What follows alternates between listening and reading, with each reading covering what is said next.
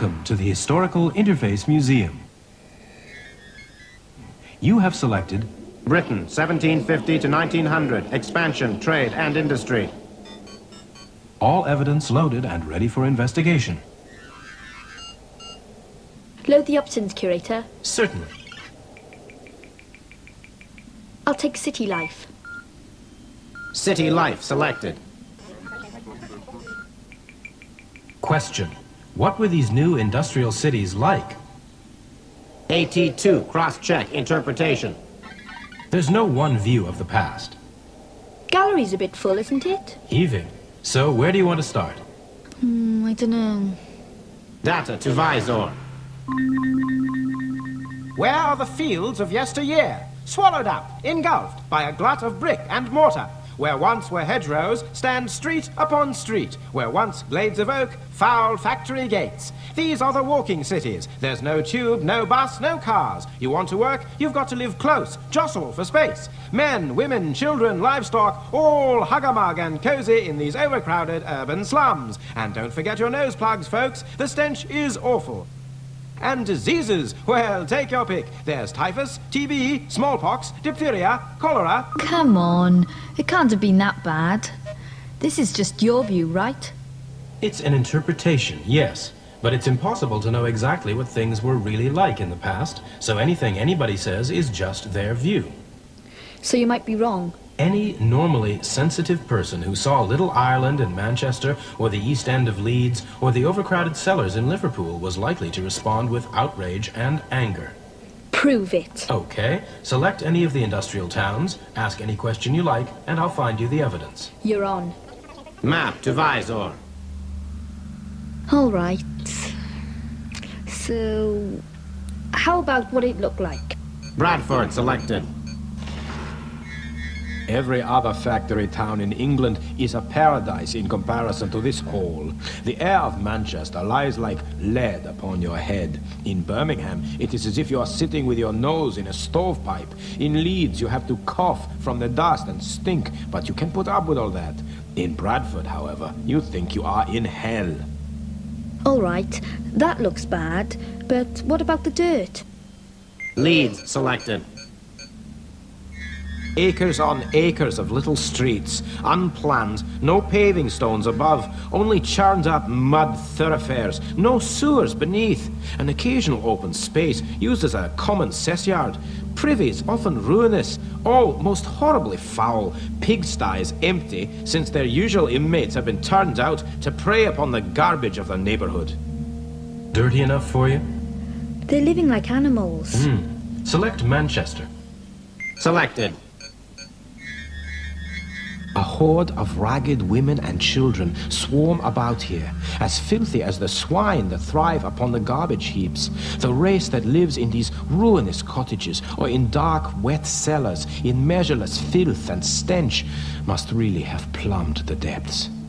All right, you win. Plenty of evidence to show things were bad. But we've hardly scraped the surface.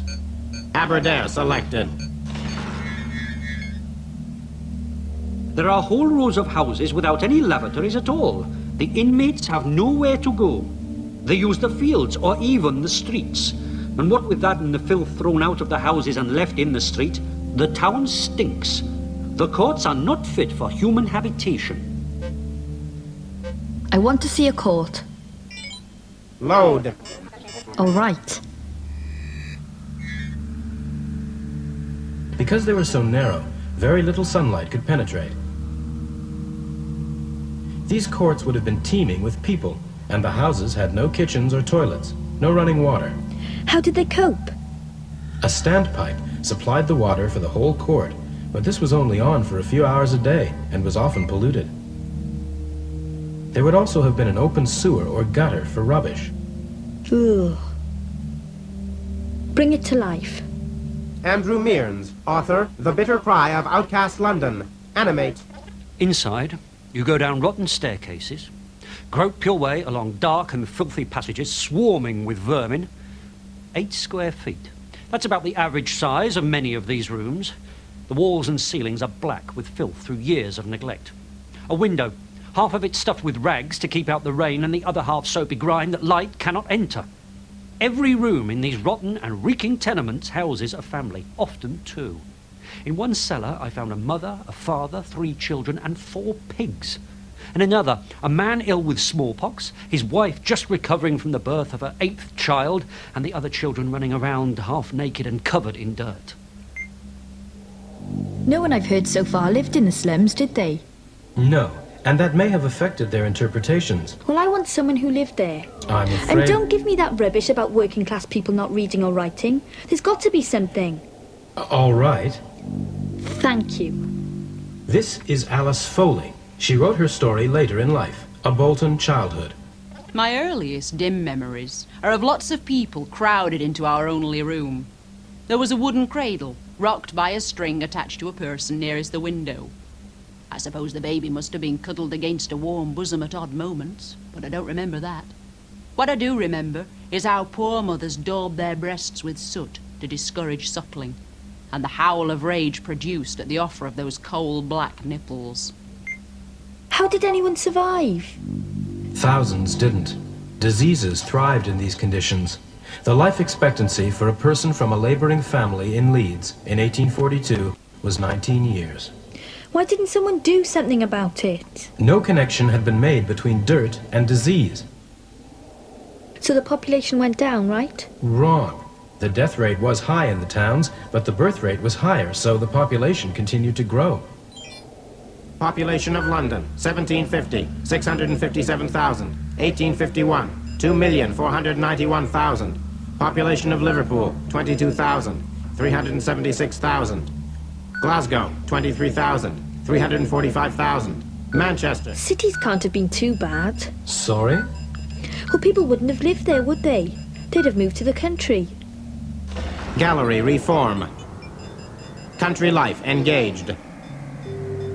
I'll take that one. And a text.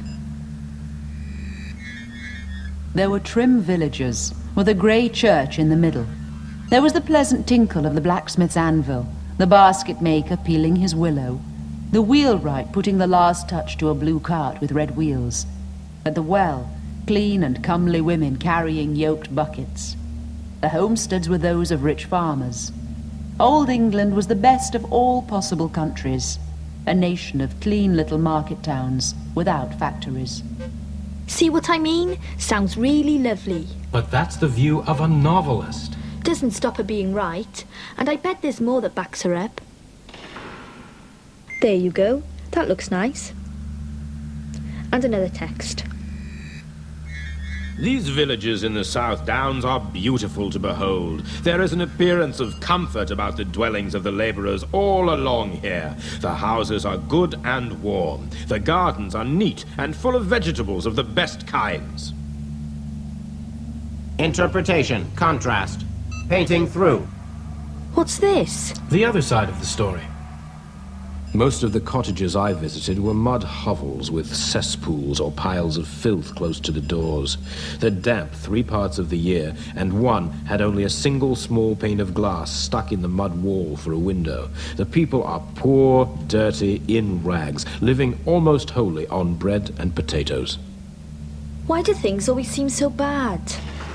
People tend to describe the very best or the very worst and leave out what's just ordinary.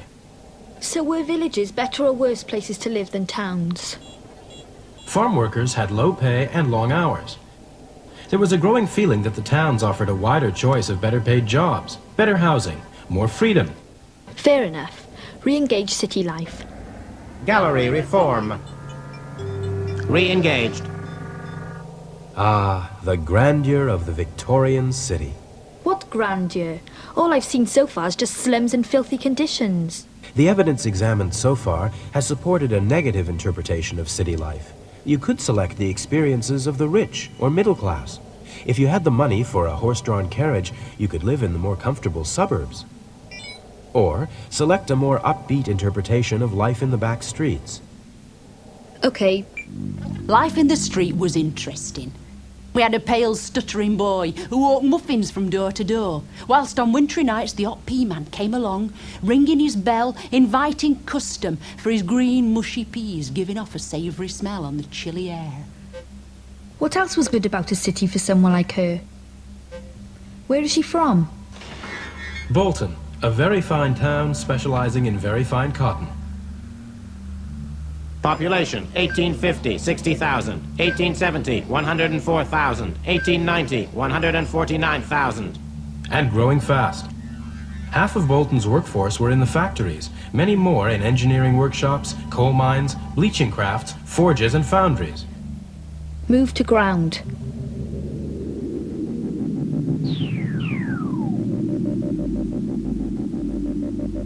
Ground probe selected. The Town Hall, 1873, built in the classical style with sculptures by Calder Marshall. Excuse me. I want to look round. This is no good. It's all modern. Look up. The original Victorian building. So what shops would there have been? Select an old trade directory. They list what every building was used for. Mrs. Haddock, milliner. The Mexican Cheroot and Cigar Company. Miss E.J. Evans, flower dealer. Richard Day, hairdresser. S. Cheatham and Son, hosiers and hatters. The Bolton Junior Burns Club. Tate and Son.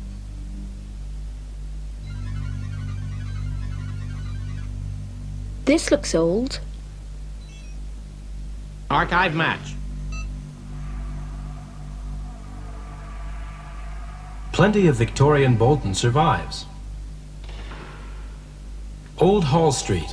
Archive match. The town hall in the distance. Whitaker's department store on the corner there.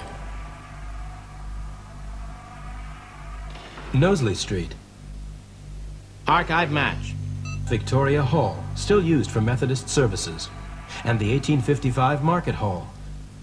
Select Market Hall. Remember, this was before refrigeration. People had to shop every day. Halls like this replaced traditional open-air markets. Would Alice Foley have shopped here? Almost certainly, but it wasn't the only place available. It was the heyday of the corner shop. Mother went to a higgledy-piggledy place kept by a friend of hers named Kitty. Neither Mother nor Kitty could read or write, but they had their own symbols for reckoning up the score, which was later chalked on the door. As a small girl, I usually perched on a sack of taters, half-absorbing gossip about bad husbands and hard times. There were 200 butchers, 170 confectioners, 127 fruiterers and greengrocers, 60 newsagents, 60 bakers, 30 tripe dealers, 313 pubs, 60 primary schools. I'll take pubs. The pubs hardly ever closed. They offered interest and action, noise and warmth. There was music and singing, gambling and games. Sounds like fun. Many Victorians blamed the pubs for ruined families, neglected wives, hungry children, and debts. When Father was recovering from a boozing bout, his temper was most vicious and unpredictable. I recall him following Mother out kitchen, whining monotonously. "Lend us a penny, Meg. Give us a penny, I'm choking."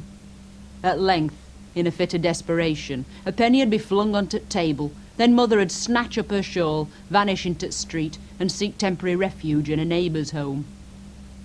There were 78 milliners, 101 boot and shoe dealers, 85 cloggers, 35 pawnbrokers. Pawnbrokers? What's that? I don't know what we'd have done without 'em. Every week, it seemed, we'd nip in smartly at the side door of the Golden Balls to trade in our Sunday best for a little cash. Then come payday, in again to buy 'em back. The pawn shop was owned by a big jovial man named Bill. He made my mother laugh with his jokes and ready gossip.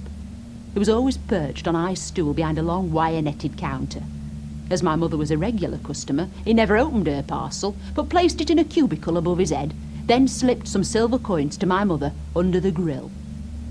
Why does he seem so cheerful? It must have been terrible to have to sell your clothes. In the rows of terraced houses, fun started outside your own front door.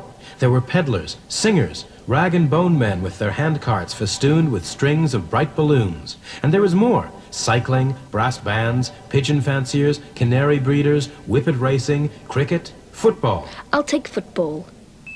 Bolton Olympic were the first working-class team to win the FA Cup when they beat the Old Etonians. They went on to help found the Professional Football League in 1889. I bet they didn't have any crowd trouble in those days. Incorrect. If there was a bad result, the pitch would be bombarded with sticks and orange peel. Officials and players were assaulted as they left the field. After the affair was over, I was attacked by a mob of infuriated beings in petticoats, supposed to be women, who were, without doubt in some cases, mothers, if I may judge from the innocent-looking babes suckling at their breasts. They brandished their umbrellas and shook their fists in my face. Loop ended. What now? City life. Change vector. Awaiting selection. The Victorian city gave people a freedom of choice they'd never had before. More jobs, a greater variety of food available, more time for leisure, Select. theaters and music halls. Give me a text then. Ma was positively overcome by the comedy and laughed till every one of the immense bows on her ample cap trembled. The governess put a handkerchief to her mouth and merely pretended to laugh. I'll have a reconstruction. There was a young fella from Leeds who swallowed a packet of seeds. They started to sprout through his nose and his mouth. Now his face is covered in weeds. What's this then? Crossness Pumping Station, London. Sewers were laid for decent drainage. Public baths were built. These were for relaxation, but for hygiene too.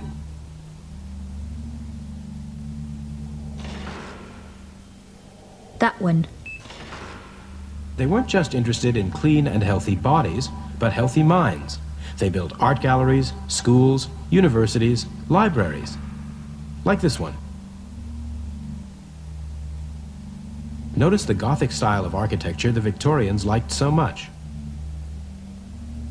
It's like a cathedral. Talking of which, don't forget all the churches they built. Churches provided a real focus for many people, not just in terms of Christian faith, but for social reasons too. There were church teas, clubs, outings, singing in the choir.